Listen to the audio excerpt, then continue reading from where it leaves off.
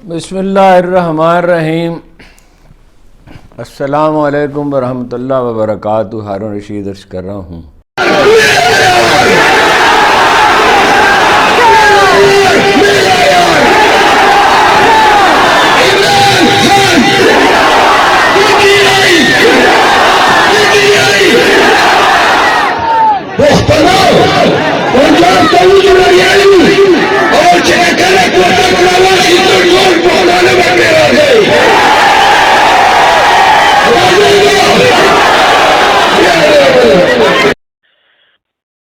معلوم نہیں، میرے ذہن سے اتر گیا کہ چمن میں آج 6 جماعتی اتحاد کا جلسہ ہونے والا تھا یا نہیں ہونے والا تھا، میں معلوم نہیں کر سکا۔ لیکن یہ کلپ آپ دیکھیں، ایک چھوٹا سا، ایک بہت چھوٹے سے شہر میں، پشین میں یہ جلسہ ہو رہا ہے، اور اس میں جماعت اسلامی کے لوگ شامل ہیں، پشتون علاقہ ہے یہ، اس میں محمود چکزئی کے لوگ شامل ہیں، اور اس میں اپنا ان کے لوگ بھی آئے ہوں گے، اختر مینگل صاحب کے بھی، مجلس وحدت المسلمین کے لوگ بھی کوئٹہ سے ضرور آئے ہوں گے، بڑی منظم پارٹی ہے۔ اور لیکن یہ ہے کہ نعرے تو عمران خان کے لگ رہے ہیں، مطلب دوسرے لوگ بھی شریک ہوں گے ظاہر ہے، اور خوش دلی سے شریک ہوئے، لیڈر بھی خوش دلی سے شریک ہوئے، محمود چکزئی صدر ہیں۔ اگر ایسا جلسہ پشین میں ہو سکتا ہے تو اس کا مطلب یہ ہے کہ اگر آزادی ملی جو ایک دن ملے گی تو لاہور میں کیا ہوگا، اور کراچی میں کیا ہوگا، اور پشاور میں کیا ہوگا، اور پنڈی میں کیا ہوگا۔ لہذا اب اس مکانہ مفروضے سے جتنی جلدی جان چھڑا لی جائے کہ عمران خان سے مصالحت کے بغیر معاملات طے نہیں ہو سکتے۔ ایک صاحب نے، میں ظاہر نام نہیں لے سکتا، ایک دن مجھ سے بات کی، کئی مہینے پہلے کی بات ہے، کہ کیا کیا جائے۔ میں نے کہا عمران خان سے بات کریں۔ انہوں نے کہا وہ بات نہیں سنتا۔ میں نے کہا یہ کیسے ممکن ہے؟ کیا اسے حکومت نہیں چاہیے؟ خان صاحب کی گرفتاری سے پہلے کی بات ہے۔ کیا اسے حکومت نہیں چاہیے؟ جس آدمی کو حکومت چاہیے ہوگی وہ بات کیوں نہیں سنے گا؟ مگر بات تو وہ کریں جو قابل قبول ہو۔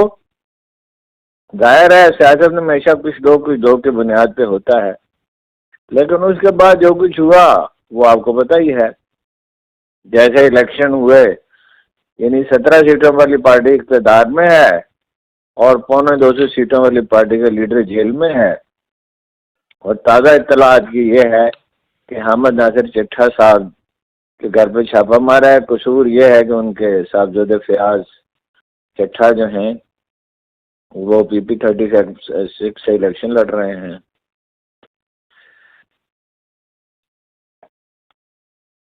یہ وہی حلقہ ہے جہاں ڈاکٹر نثار چیمہ کو پیشکش کی گئی کہ اگرچہ آپ ہار چکے ہیں لیکن آپ کو جتایا جا سکتا ہے، لیکن وہ شریف آدمی ہیں۔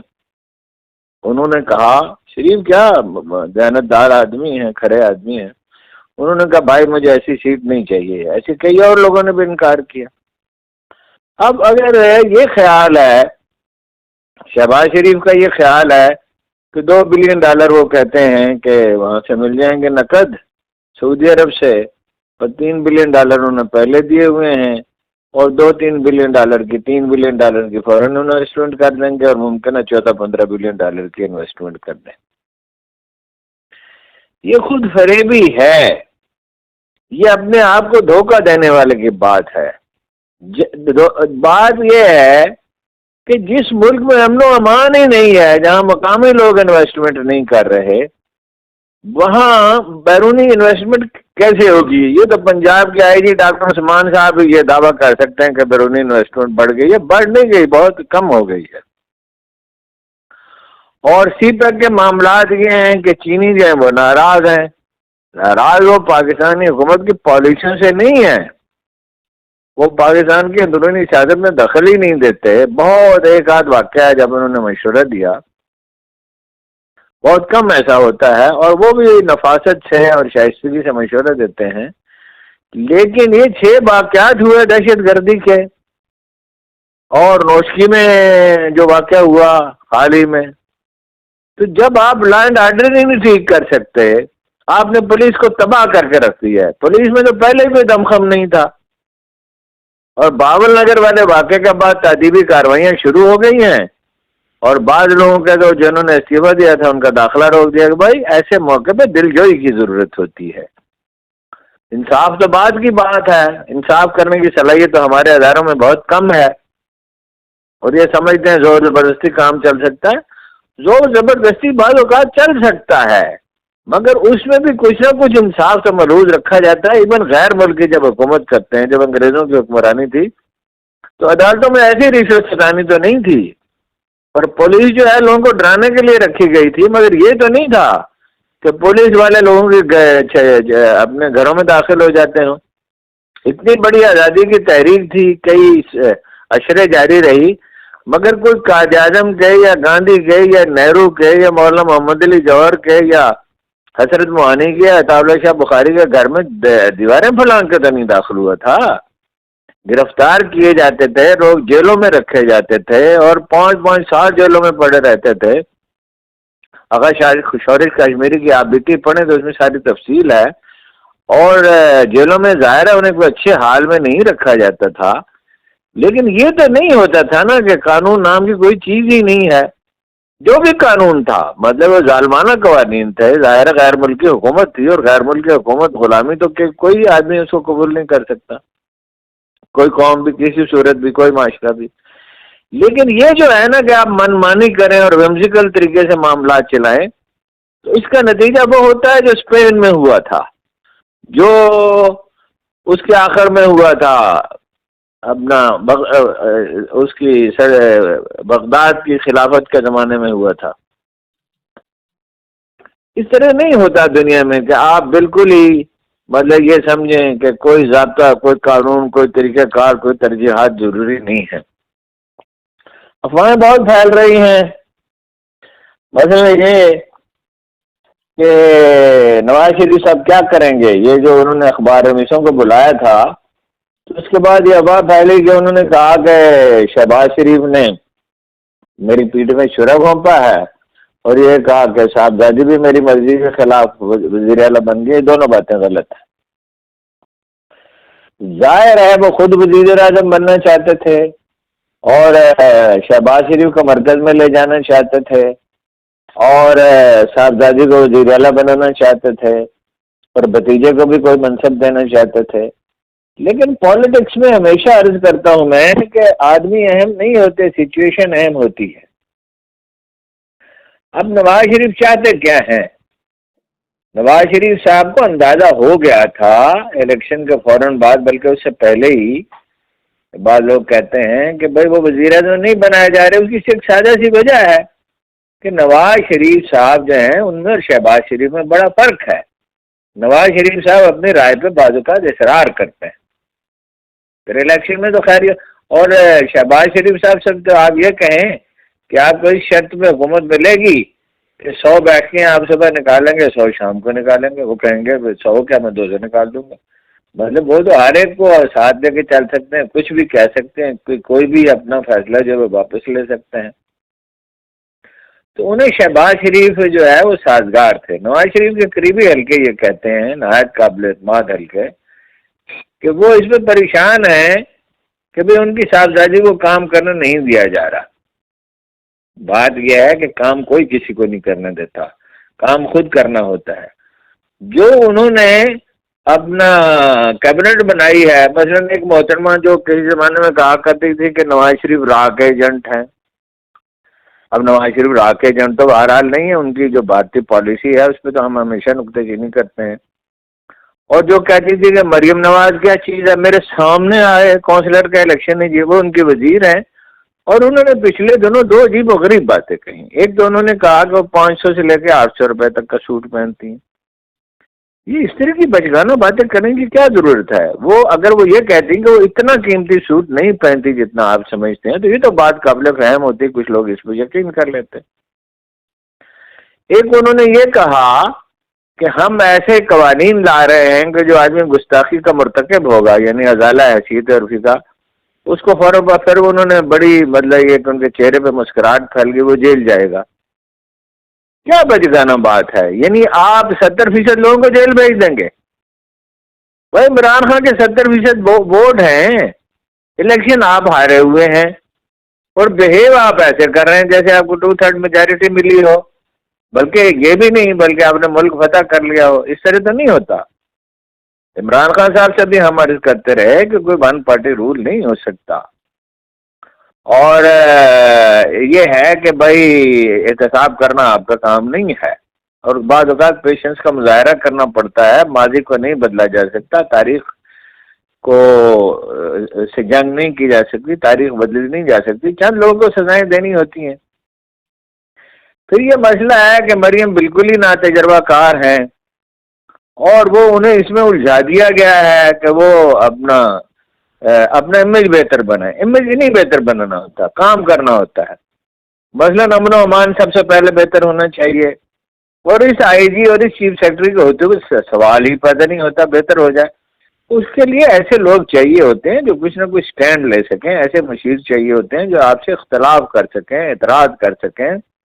جب آپ تجربہ کار چیف منسٹر یہ سمجھیں کہ یہ ضروری ہے اور وہ مناسب نہ ہو، تو ان سے احترام کے ساتھ کہہ سکیں کہ یہ نہیں ہو سکتا۔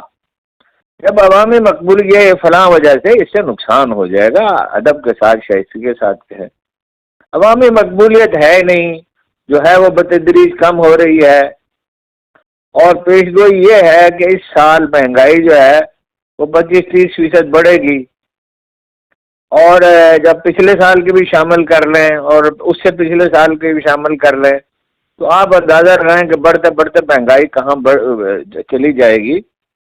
لوگ ناخوش ہیں، اور اس لیے یہ جو ان سے نواز شریف سے منسوب کیا گیا یہ درست ہو سکتا ہے۔ میں کہتا ہوں ہو سکتا ہے کہ جی میں لوگوں میں جا کے کیا کروں، اور کیا ان کی پرفارمنس رہی ہے۔ ظاہر ہے کیا پرفارمنس ہو سکتی ہے مخلوط حکومت کی، اور مخلوط حکومت بھی ایسی جس میں زرداری صاحب موجود ہیں، اور اے جی مجید صاحب جو ہیں وہ عملاً اقتدار ان کے پاس ہے۔ یعنی وہاں تو سندھ میں اقتدار کئی لوگوں کے پاس ہوتا ہے، زرداری صاحب کے پاس بھی ہوتا ہے، ان کی ہمشیرہ کے پاس بھی ہوتا ہے، صاحبزادے کے پاس بھی ہوتا ہے، چیف منسٹر کے پاس بھی ہوتا ہے، اے جی مجید کے ساتھ بھی ہوتا ہے۔ اور اے جی مجید جو کچھ کریں گے اس کا ظاہر نتیجہ نکلے گا، اور وہ ان سے منسوب کیا گیا ہے بلاول بھٹو صاحب سے کہ اسکول جو ہیں وہ ایسے ہونے چاہیے اور ایسے ہونے چاہیے جس میں سب پڑھ سکیں۔ میں اب اس کی تصدیق میں لگا ہوا ہوں، وہ سوشل میڈیا پہ تو کسی نے ڈالا ہے لیکن اس کی تصدیق نہیں ہو رہی۔ ایک سکول آپ نے بنایا نہیں ہے، 40,000 ٹیچر ایسے ہیں جو اسکولوں میں آتے نہیں ہیں، اور دکھاوے کہ آپ کام کرتے ہیں، اور کرپشن اتنی ہے کہ خاکرو بھرتی نہیں ہو سکتا رشوت کے بغیر۔ تو اس صورتحال میں کیا ہو سکتا ہے؟ پختون خان میں ایک الگ حکومت ہے، بلوچستان میں ایسے لوگوں کو حکومت دی گئی ہے جو اشارہ ابرو کا انتظار کرتے ہیں۔ کبھی اشارے پر بھی حکومتیں چلی ہیں؟ حکومت وہ لوگ چلاتے ہیں، چھوٹے سے چھوٹا کام بھی وہ کرتا ہے جو جسے جتنی ذمہ داری دی جائے اتنا اختیار بھی حاصل ہو۔ تو نواز شریف صاحب اب کیا کریں گے؟ ظاہر ہے وہ پارٹی کی صدارت حاصل کرنے کی کوشش کریں گے، پارٹی انہی کی ہے، پارٹی کی حد تک وہی مقبول ہیں جو بھی حیثیت ہے۔ شہباز شریف صاحب کا ٹیمپرمنٹ ایسا نہیں ہے۔ دوسرا وہ یہ کریں گے کہ وہ ججز کیس میں فریق بنیں گے، اس میں اپنی ان کی سیاسی اہمیت کو وہ اجاگر کرنا چاہتے ہیں، اسرٹ کرنا چاہتے ہیں، اور میرا نہیں خیال کہ وہ اسٹیبلشمنٹ کو زیادہ دباؤ میں لانا چاہتے ہیں۔ کچھ اسٹیبلشمنٹ پہ دباؤ آئے گا، ان کے مظلومیت کا تاثر ججوں کو دباؤ میں لانا چاہتے ہیں، اس لیے شوکت صدیقی کیس کا حوالہ وہ دے رہے ہیں، جو ٹھیک ہے، شوکت صدیقی صاحب کے ساتھ زیادتی ہوئی تھی، اس کو پولیٹیکلی استعمال کرنا چاہتے ہیں۔ لیکن اگر آپ میری رائے پوچھیں آخری کے اس معاملے میں رائے کیا ہے، تو بھائی عمران خان کے ساتھ صلح کیے بغیر کوئی چیز ممکن نہیں ہے، اور تلخی ختم کیے بغیر کوئی چیز ممکن نہیں ہے، کوئی کسی کو فتح نہیں کر سکتا۔ اور نون لیگ اور پیپلز پارٹی کا وقت گزر گیا ہے، اب یہ 2 مہینے حکومت کر سکتے ہیں، 4 مہینے کر سکتے ہیں، 6 مہینے کر سکتے ہیں، سال کر سکتے ہیں، 1.5 سال کر لیں گے، لیکن یہ مصنوعی سہاروں پہ کوئی عمارت قائم نہیں رہتی۔ ایک عمارت جس کی بنیادیں ہل چکی ہوں اس کی بنیادوں کو ٹھیک کرنا ہوتا ہے. بنیادیں ہو سکتی ہیں ٹھیک. نواز شریف صاحب اگر کچھ کر سکتے ہیں، اپنی غلطیوں کا ادراک کر سکتے ہیں تو کر لیں اور عوام میں چلے جائیں. بظاہر تو ان کی صحت، میں نے پوچھا ہے ان کے جو لوگ شریک تھے وہ کہتے ہیں کہ صحت تو ان کی ٹھیک ہے. اور لیکن بہرحال آخری بات یہی ہے کہ شاہد خاقان عباسی اور مولانا فضل الرحمان ٹھیک کہتے ہیں کہ فیصلہ میدان میں ہوگا. جی، سعودی عرب سے کوئی سوغات نہیں آئے گی. چھوٹی اور بڑی خبریں. امن ناصر چٹھا کا میں نے آپ کو بتایا، شیریں مزاری صاحبہ نے کہا ہے کہ وہ کتاب لکھیں گی کہ اس میں اپنا سیاسی کیریئر اور وہ کیا ہوا ان کے ساتھ اور ان کی صاحبزادی کے ساتھ، کیوں انہیں سیاست چھوڑنی پڑی، تحریک انصاف میں ان کے جو تجربات تھے اور جو کچھ انہوں نے سیاست میں دیکھا. اگر وہ انصاف سے لکھ دیں تو ایک بڑی قیمتی کتاب ہوگی. اب کتنا لکھا جا سکتا ہے اور کتنا چھپ سکتا ہے یہ نہیں کہا جا سکتا. کمشنر راول پنڈی کے بارے میں ایک ذریعے کا دعویٰ ہے کہ انہیں کمشنر ہاؤس ہی میں رکھا گیا، خاندان سمیت ملازمین ان کے الگ کر دیے گئے ہیں، نئے ملازمین دیے گئے ہیں جو ان پہ نظر بھی رکھتے ہیں، ان کی خدمت بھی کرتے ہیں. مجھے یاد ہے کہ میں غلام اسحاق خان صاحب سے ملنے کے لیے جاتا تھا، جب باورچی جو ظاہر سرکاری باورچی ہوتا ہے چاہے ریٹائرڈ صدر ہوں، وہ باورچی جب چپاتی لے کے کمرے میں داخل ہوتا تھا تو اتنی دیر کے لیے وہ توجہ مبذول کر لیتے تھے اور کہتے تھے یہ آپ سلاد نہیں لے رہے، یہ لسی نہیں پی رہے اور یہ گرم چپاتی نہیں لے رہے. جب وہ چلا جاتا تھا تو بات شروع کرتے تھے. لیکن وہ زمانہ تو گزر گیا. اس وقت تو شاید ان کے کمرے میں وہ نہیں لگائے ہوں گے گیجٹس. اب تو کوئی کسی شخص کی ذاتی گفتگو بھی محفوظ نہیں ہے اور یہ ایک وجہ ہے معاشرے میں تباہی کی. جب لوگ یہ سمجھیں کہ ہماری ہر بات ریکارڈ کی جا رہی ہے تو آپ کیا توقع کر سکتے ہیں. ایک افسوسناک واقعہ یہ ہوا ہے کہ سربجیت سنگھ، اگر میں نام یہ ٹھیک لے رہا ہوں، وہ 2017 میں اپنا کوٹ لکھپت جیل میں اپنا وہ ان کا ایک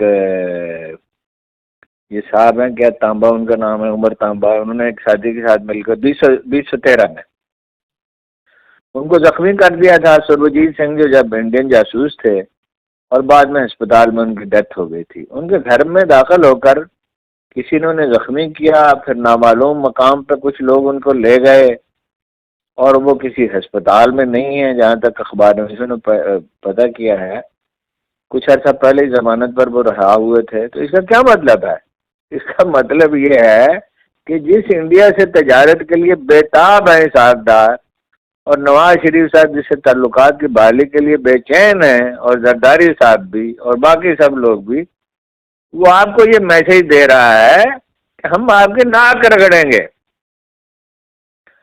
کتنے کشمیری اور سکھ لیڈروں کو انہوں نے قتل کیا ہے پاکستان میں. اب برطانیہ میں بھی کیا، ساری امریکہ میں بھی کیا، کینیڈا میں بھی کیا، لیکن وہاں تو ظاہر ہے کہ ری ایکشن ہوگا. وہ تو اس کی اجازت نہیں دیں گے اور آپ اس میں کوئی رد عمل دیں گے نہیں، بلکہ آپ اس کی تحقیقات بھی نہیں کریں گے. وہ دن بیت گئے جب ISI دنیا کی نمبر 1 ایجنسی سمجھی جاتی تھی. پے در پے حکومتوں کی تبدیلی کے بعد اس میں منصب دار بدلے ہیں اور وہ اپنا اس کا معیار برقرار نہیں رہ سکے. اور انڈیا کا یہ علاج نہیں ہے. جو لوگ برہمن کی نفسیات کو سمجھتے ہیں وہ جانتے ہیں کہ جب تک اسے خوف زدہ نہیں کیا جائے گا، خوف زدہ کرنے کا مطلب یہ نہیں ہے کہ دشمنی پیدا کی جائے، بغض و عناد پیدا کیا جائے، کبھی تجارت نہ کی جائے. امن جو ہے وہ خوف کے توازن سے قائم ہوتا ہے. یہ پولیٹیکل سائنس کا ہر طالب علم سمجھتا ہے. ورنہ انہوں نے کہا اسحاق ڈار صاحب نے تجارت کریں گے، انہوں نے کہا ہم پاکستان سے بات کرنا بھی پسند نہیں کرتے، ان کے وزیر دفاع نے کہا، راجناتھ سنگھ نے. تو ظاہر ہے ان حالات میں جب آپ اس طرح دب کر رہ جائیں گے تو آپ کی صلاحیت ہی بروئے کار نہیں آ سکتی. یاد رکھیے صلاحیت آزادی میں بروئے کار آتی ہے. خوف کی حالت میں، نفرت کی حالت میں اور محبت کی حالت میں تو تجزیہ ہی ممکن نہیں ہے. صلاحیت کیا خاک بروئے کار آنی. آپ سے عرض کیا کہ بہاول نگر والے واقعے کے بعد جو ہے وہ جن لوگوں نے استعفے دیے ہیں ان کا داخلہ بند کیا جا رہا ہے، تعدیبی کارروائیاں شروع ہو گئی ہیں۔ پولیس میں جو دمخم باقی ہے، یہ آئی جی صاحب اس کا جو ہے مرال باقی مطلب تباہ کر کے رہیں گے، انہیں کوئی اس کا ادراک نہیں ہے، لیڈرشپ کوالٹی نہیں ہے۔ ان کی جگہ کوئی آئی جی ہوتا تو مستعفی ہو جاتا، یا یہ کہتا کہ بھائی لوگوں کے ساتھ انصاف کریں۔ میں کہہ رہا ہوں انصاف کریں، یہ نہیں میں کہہ رہا انتقام لیں، یہ کریں۔ پولیس کا مرال اتنا زیادہ خراب ہو گیا کہ اب وہ آپ کا کسی کام کی رہی نہیں ہے۔ نپولین نے کہا تھا کہ گیدڑوں کا ایک لشکر کامیاب ہو سکتا ہے اگر شیر اس کی قیادت کر رہا ہو، اور شیروں کا لشکر ناکام ہو جائے گا گیدڑ اس کی قیادت کر رہا ہو۔ ایک بڑی دلچسپ خبر آئی ہے کہ 10 سال پہلے 3 لاکھ گھروں میں شمسی توانائی تھی، اب 1 کروڑ گھروں میں لگ گئی ہے۔ بھائی جب آپ ساری دنیا سے دگنی مہنگی دیں گے اور بل کی ریڈنگ جو ہے وہ 30 کی بجائے 40 دن کے بعد کریں گے تاکہ وہ سیکنڈ سلیب میں چلا جائے، اور بجلی چوری ہوتی رہے گی اور آپ اس کو روکنے کے بارے میں کبھی سوچیں گے ہی نہیں، اور ہر کچھ عرصے کے بعد اس کی قیمت بڑھا دیں گے، تو ایک وقت ایسا آئے گا کہ ملک کے جو اگر 5-6 کروڑ مکان ہیں، 7 کروڑ 8 کروڑ ہیں، تو سب میں شمسی توانائی ہوگی۔ آپ کو بجلی چوری روکنی ہوگی، جس کو آپ لائن لاسز کہتے ہیں، لائن لاسز تو تھوڑے سے ہیں، اس کو بھی بہتر بنانا ہوگا، اور مفت کی بجلی دینی بند کرنی ہوگی۔ سب سے زیادہ نواز آئندہ تو سرکاری محکمے ہیں، سب سے زیادہ سرکاری محکمے بجلی چوری کرتے ہیں، اس پہ اسٹڈیز ہو چکی ہیں۔ خیر وہ تو بعد کی بات ہے، اور فیکٹریوں میں چوری ہوتی ہے، گجرانوالے کے تو کتنے کارخانے بنے بجلی اور گیس چوری پہ ہیں۔ اور مجھے یاد ہے رحمان ملک صاحب جو ہیں وہ وزیر داخلہ ہوتے تھے، تو ان کو مخاطب کر کے میں نے ایک دن ایک کالم لکھا کہ 300 گھروں میں ایک آدمی گیس کے ڈائریکٹ کنیکشن لگا کے چلا گیا، اور فیصل آباد کے پورے محلے میں مجھ سے اگر رابطہ کریں تو میں آپ کو اب اس کی تفصیل بتا دوں گا۔ تو رابطہ انہوں نے کیا کرنا تھا؟ جب آپ روکنا ہی نہیں چاہتے تو آپ کی نیت ہی نہیں ہے۔ 947 ارب روپے، اس میں کوئی رتی پوری تحقیق میں نے کی ہے، 947 ارب روپے کے جو بل ہیں وہ ان کو بتایا گیا عمران خان کے دور میں بجلی کمپنیوں کو کہ یہ آپ زیادہ کلیم کر رہے ہیں، اور وہ واپس کیے گئے تھے۔ میں کسی دن اس اسٹوری کی ساری تفصیلات آپ کی خدمت میں عرض کروں گا۔ اب ظاہر ہے یہ جو بجلی کے کارخانے لگے ہیں، یہ اس میں محترمہ بے نظیر کے زمانے میں بھی کرپشن ہوئی، نواز شریف کے زمانے میں بھی کرپشن ہوئی، اور آپ نے جب اس میں کک بیکس لیں گے تو وہ ظاہر ہے پھر اس کا نتیجہ کیا ہوگا۔ اور وہ بعض جو ہیں ادارے ان کی تو ساری تفصیلات معلوم ہیں کہ 28 ارب سے شروع ہو کے 100 ارب روپے کے ہو گئے۔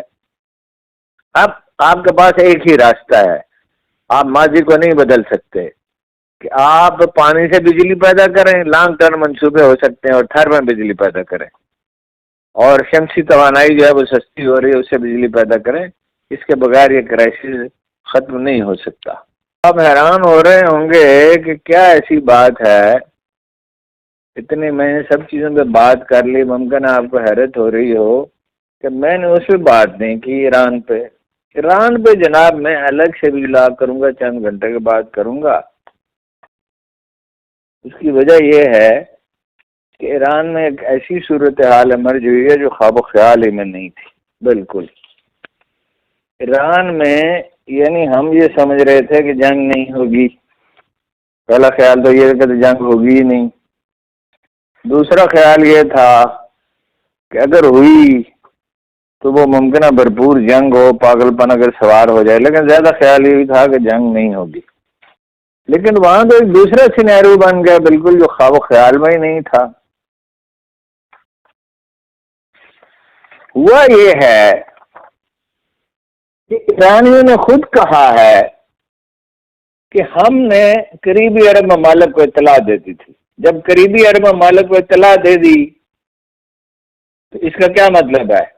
اسرائیل کو بھی اطلاع ہو گئی، امریکہ کو بھی اطلاع ہو گئی، ممکن ہے امریکہ کو خود بھی اطلاع دے دی ہو۔ تو جب اطلاع ہی دے دی تو انہوں نے بندوبست کر لیا، شہری ان کے چلے گئے مورچوں میں، اور جناب ادارے انہوں نے بند کر دیے اور بندوبست کر لیا، اور جو ان کے بحری جہاز ہیں جو ایک شہروں کی طرح ہوتے ہیں امریکہ کے، وہ بھی تھے وہاں موجود، اور طیارے بھی موجود تھے، اور دوسرے سسٹم بھی بروئے کار آئے، چنانچہ اتنا نقصان نہیں ہوا۔ اس کا مطلب یہ نہیں ہے کہ نورہ کشتی ہوئی، میں آپ سے عرض کرتا ہوں نورہ کشتی نہیں ہے، ایرانی بہت شائن نکلے، ایسی حکمت عملی انہوں نے بنائی کہ اسرائیل کو خوفزدہ کر کے ایسی حالت میں چھوڑ دیا کہ جوابی کارروائی سے پہلے 10 بار انہیں سوچنا ہوگا۔ اور مطلب یہ ہے کہ انہوں نے یہ جتلا دیا کہ اگر آپ کریں گے، انہوں نے اعلان بھی کیا ہے کہ اب اگر کوئی کارروائی کی تو دگنا قوت سے کی جائے گی، یہ بھی کہا کہ ہم نے اپنے مقاصد حاصل کر لیے۔ سوال یہ نہیں ہے، وہ میں تفصیل سے پھر عرض کروں گا کہ کیا مقاصد حاصل کیے اور کتنا نقصان ہوا۔ اسرائیلی اکانومی تو اب نہیں سنبھل سکتی، اور کویت نے تعلقات ختم کر لیے اور اب ممالک کے خوف پیدا ہو گیا ہے۔ اردن کو تو مطلع کرنے کا مطلب ہی یہ تھا، جہاں زیادہ تر جو گرائے گئے ہیں ان کے میزائل اور اپنا ڈرون۔ اردن تو دیکھیے جو موجودہ بادشاہ ہیں ان کے پردادا کے بارے میں علامہ اقبال نے کہا تھا، یہی شیخ حرم ہے جو چرا کر بیچ کھاتا ہے، گلی میں گزرو دل کے اویسو چادر زہرا، شریف مکہ کے بارے میں۔ اور یہ کہا تھا کہ خاک و خوں میں لوٹتا ہے ترکمان سخت کوش اور بیچتا ہے ہاشمی ناموس دین مصطفیٰ۔ وہ غزہ کے مکینوں کے لیے اتنا بڑا مسئلہ اسرائیل نہیں ہے، اصل مسئلہ عرب ہے۔ اقبال نے کہا تھا کہ کبا چاہیے اس کو خون عرب سے، خیاباں میں ہے منتظر لالہ کب سے۔ تو وہ تو غزہ والے تو کھڑے ہو گئے، اور دیکھیے ایرانی کارروائی کو آپ معمولی نہ سمجھیں، اگر یہ جنگ نہیں ہے اس طرح کی جیسے ہوتی ہے۔ رات کو 2:30-3 بجے میں جاگ رہا تھا اور دیکھ رہا تھا کہ ایران کی سڑکوں پہ لوگ نکل آئے اور ان کے پرچم بازوں کی طرح لہرا رہے تھے، اور یہ وہی لوگ ہیں جو اتنے ناراض تھے حکومت سے کہ وہ محرم کی تقریبات میں اس دفعہ حاضری کم تھی اور خواتین خاص طور پہ ناراض تھیں، تو وہ ایرانی عوام جو ہے وہ کمفرٹیبل ہو گئے۔ عرب ملک اگر یہ نورہ کشتی تھی تو یہ ترکی والے کر لیتے، پاکستان کر لیتا، کوئی عرب ملک کر لیتا، جس کیس کوئی نہ آیا بروئے کار، صحرا مگر بتنگی چشمے حسود تھا۔ اپنا مقصد انہوں نے بڑی حد تک حاصل کر لیا ہے، رائے عامہ کو مطمئن کر دیا ہے۔ مسجد اقصی میں یہ عالم تھا، رات کو میں دیکھتا رہا کہ آوازیں جو ہیں وہ بہت دور تک سنائی دے رہی تھیں، باہر جو فاصلے پر کیمرہ مین کھڑے تھے وہ ان آوازوں کا ریکارڈ کر رہے تھے۔ 7 اکتوبر سے اب تک یعنی 6 ماہ اور 8-9 دن سے جس اذیت اور بے بسی اور بہیمیت کا فلسطین کے شہری شکار تھا غزہ میں، وہ بھی نکلے بازاروں میں پرچم لے کر، یہ نماز فجر سے کچھ دیر پہلے کی بات ہے، اور مسجد اقصی میں بھی عرض کیا کہ مسلمان جمع ہوئے۔ تو اب یہ دیکھنا یہ ہوگا، ایک بڑا اہم سوال ہے، وہ سوال یہ ہے کہ ایران ایٹم بم بنا چکا ہے۔ اب دیکھیے جو انہوں نے مشینیں حاصل کی تھی وہ تو بڑی پرانی بات ہے، 20 سال پہلے کی بات ہوگی، تو وہ ایران کے پاس ہے ساری آبادی تعلیم یافتہ انجینئرز کی کیا کمی ہے؟ ممکن ہے بنا ہی چکے ہوں، اگر نہیں بنا چکے تو اس کو نشانہ بنانے کی کوشش کی جائے گی، لیکن ایرانی اتنے سادہ نہیں ہیں، ایرانی بڑے ہوش مند لوگ ہیں۔ اگر وہ بنا چکے ہیں تو اسرائیل کے لیے اب آسان نہیں ہے، فوج ان کی موٹیویٹڈ ہے، حضرت نصر اللہ ان کے ساتھ ہے، اہل یمن ان کے ساتھ ہے، بحرین میں شیعہ اکثریت ہے، کویت میں بھی بعض لوگوں کا دعویٰ ہے شیعہ اکثریت ہے، اور وہ مطلب ڈٹرمنڈ ہیں، ان کی رائے عامہ کی تربیت خطوط پر ہوئی ہے خمینی کے دور سے، ایران نے اپنا مقصد حاصل کر لیا۔ لیکن میں ایک بہت تفصیلی گفتگو اس پہ کروں گا کہ اس پہ امریکی اور برطانوی ماہرین کیا کہتے ہیں، اور اگلے یہ بھی اندازہ ہے کہ 24 سے 72 گھنٹے میں صورتحال واضح ہو جائے گی. آپ کا بہت بہت شکریہ.